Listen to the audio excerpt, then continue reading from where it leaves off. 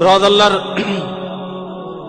albatta masjidga bog'lanishlikda bizga namuna bo'lgan Payg'ambarimiz sollallohu alayhi vasallam bizga juda katta chiroyli misollarni tashlab ketdi. Payg'ambarimiz sollallohu alayhi vasallamda uyi bilasizlar, masjidga bir devor uy bo'lgan. Birinchi qilingan ish masjidga bir devor bo'lgan Payg'ambarimiz sollallohu alayhi vasallamda uylari. Undan tashqari Payg'ambarimiz sollallohu alayhi vasallam namoz o'qiydigan bo'lsa, namozdan keyin masjidlarda o'tirardi. Bomdod namozda to kun chiqquncha masjidda o'tirardi. Boshqa namozlarda ham masjidda namozlardan keyin ham o'tirardi.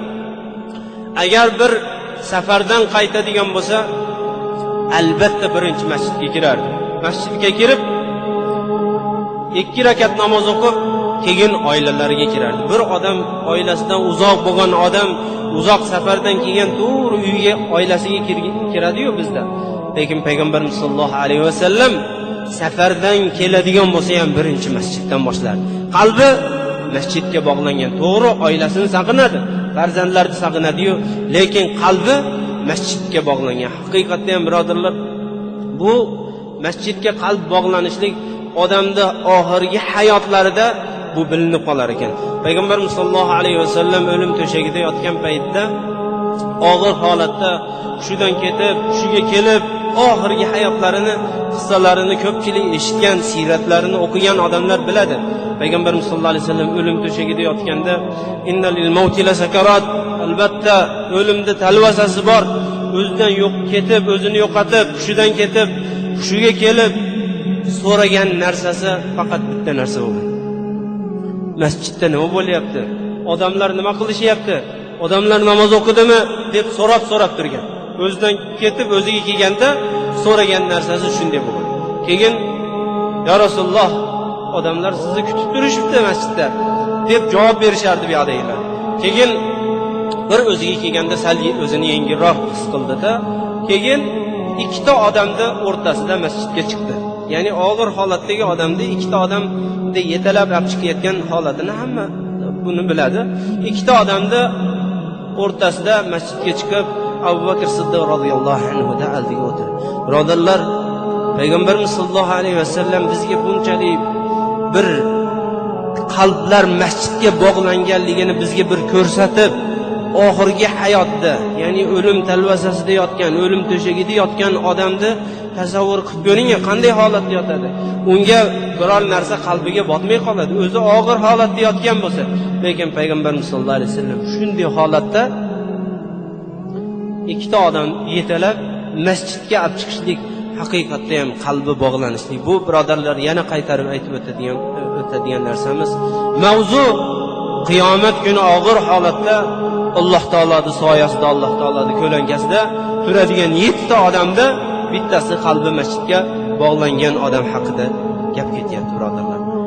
Haqiqatda ham ta'sirli bir misollardan, bizga ibrat bo'ladigan misollardan doktorlardan bittasi aytib beradi.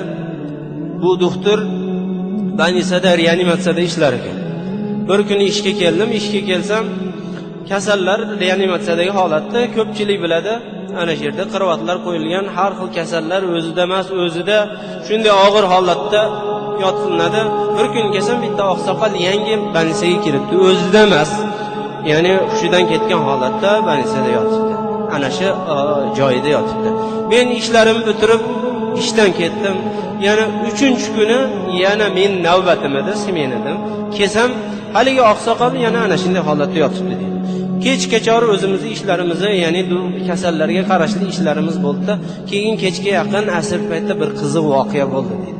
Doktor aytayapti. Qiziq voqea, birdaniga ana shu yerdagi ishlaydigan medsestralar vahimaga tushib harakatlanib qolishdi. Qarasam, haligi oqsoqol o'ziga kelib ketibdi. O'ziga kelib, qirovatida yotgan oqsoqol o'rnidan turib, ya'ni o'tirib, qirovatdan tushaman deb turgan paytda medsestralar ko'rib qolib, yugurg'ilab borib ushashdi. Biz ham bordik.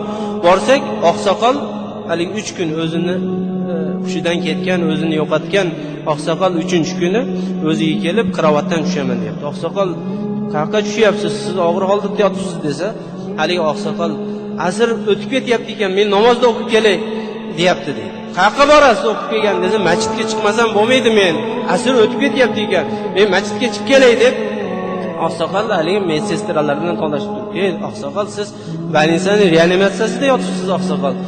Og'ir holat, 3 kun hech narsa yemagan, og'ir holatda zaifsiz hozir oqsoqol desak hech ko'nmaydi dedi, urishadi. Oxiri ko'ndirdik dedi. Keyin suv olib kelish dedi. Keyin suv olib kelsak, tahorat qilib turib, haligi o'tirgan yerida namoz o'qidi. Namoz o'qib turib, alhamdulillah, asr o'tib ketay debdi, men bilmay qolishga sal qolibdi. Yaxshi asrda o'qib oldim dedi. Qaytib haligi joyiga yotib, joni chiqib ketdi dedi. Ya'ni qalb masjidga bog'langanligi shu darajadagi 3 kun o'zida yo'q. Shundan ketgan odam Alloh taolo unga husnul xotima, ya'ni oqibati, ya'ni chiroyli o'tishlik uchun Alloh taolo haligi oqsoqolda o'rgatib turib, asr namozini o'qib turib jonini olishligi bo'lib ham haligilar bilan to'lashib tortishib masjidga chiqmasam bo'lmaydi deb ana shunday holat, birodarlar, bu haqiqatda ham ibratli holat. Yana boshqa bitta voqea, qisqagina voqea, bitta doktor aytib berayotgan narsa boshqa voqea faqat. Banisada bitta oqsoqolni kelib yotqizishdi. U ham o'zida emas, og'ir holatda yotibdi, qo'liga uqollar sayilgan, haligi kardiogramma, haligi yuragini tekshirib turadigan og'ir holatda yotganlarda holatini hamma biladi. Haligi televizori bo'ladi, yurakning urishini ko'rsatib turadi. Ya'ni har xil chiziqlar bilan. Ana shunday holatda yotibdi, yuragi sekinroq uryapti haligi oqsoqol. Keyin farzandi kirdi. Farzandini tanishi u doktor.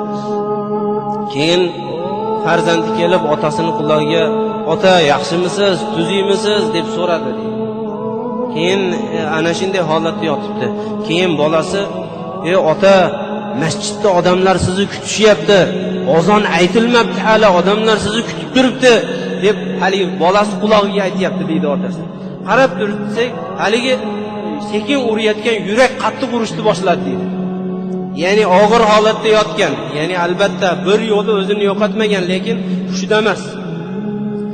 "Ota, yaxshimisiz?" desa, o'sha o'zi deyla turibdi. "Ota, odamlar masjidda sizni kutyapti. Hali ozon aytilmadi.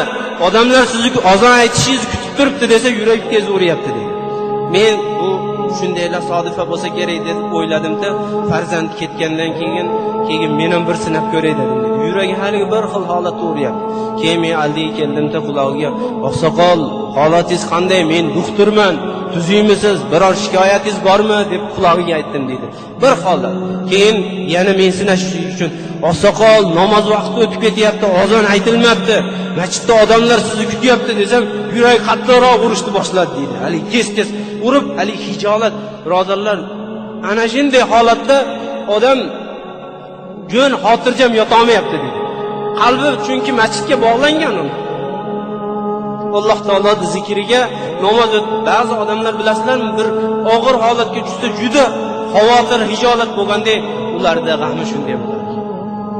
Haqiqatda ham Payg'ambarimiz sollallohu alayhi vasallam hadisda aytgandek, "Rajulun qalbuhu muallaqun bil masajid", qalbi masjidga bog'langan kishi, ya'ni qiyomat kuni 7 toifa odam, og'ir holatda Alloh taoloning soyasida turadigan odamlarda bittasi qalbi masjidga bog'langan odam. Birodarlar,